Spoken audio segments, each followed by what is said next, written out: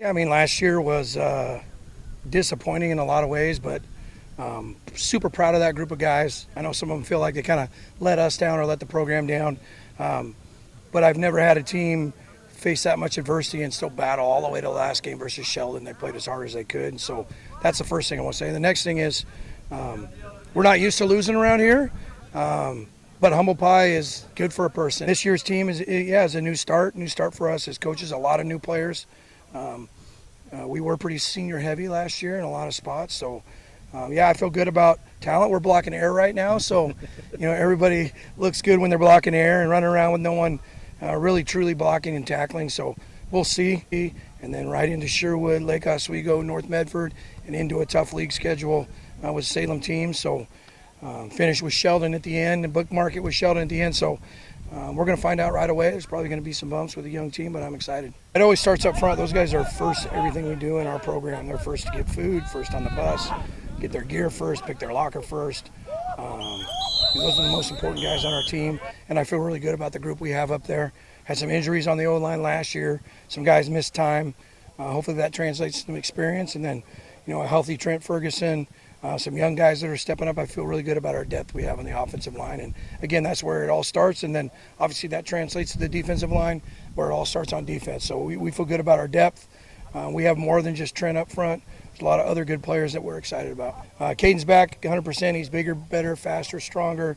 He's the kind of guy that's going to leave no stone unturned. He's been training ever since that injury. A lot of people don't know. Maybe the proudest moment with him is maybe 2 minutes after he knew he broke his wrist and his season was over, he was in the huddle coaching our sophomore quarterback, trying to help him perform and do a good job in the game. And that's just the kind of guy he is. Maybe the best leader I've ever had. He's also maybe the best quarterback I've ever had. So that's a good combo.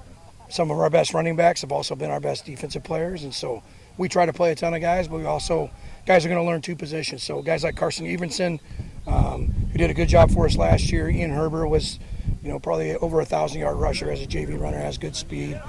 Quinn Burrow is another guy that's really stepped up. People might remember Roman Burrow from last year was probably our best player. He and Jimmy, maybe our two best players.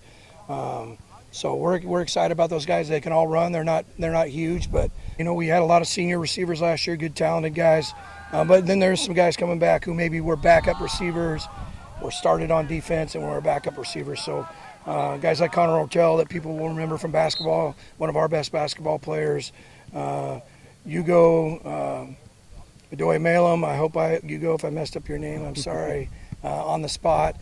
Colby Cardenas is a young man that's really stepped up in the offseason. Luke Looney is another guy that will be in the slot. Jordan Sonatos is a young man that has great speed, a lot of people don't know about, super solid. Those guys kind of are the core, and then feel really good about our tight ends as well. Hudson Whipple, basketball player as well. Cade Vandiver. Yeah, so I feel good about our tight end depth as well. So there's good depth. A lot of it's unproven, successful at the JV level. Good, tough, quality kids, good students, good people. I mean, I honestly, there's not a kid in our program that I wouldn't have over for dinner, sitting at my dinner table around my family. So we're going to have to weather the storm early with the quality of opponent we're playing and our inexperience. That we don't let that take our confidence away, that we learn from mistakes, win or lose. Obviously, we want to win. We're going to prepare to win. But that we learn quickly from those mistakes. It was the old Coach Hill saying, from week 1 to week 2. And I think every week is an opportunity to try to learn every day and practice from what we do. It's a long season. We need to develop depth.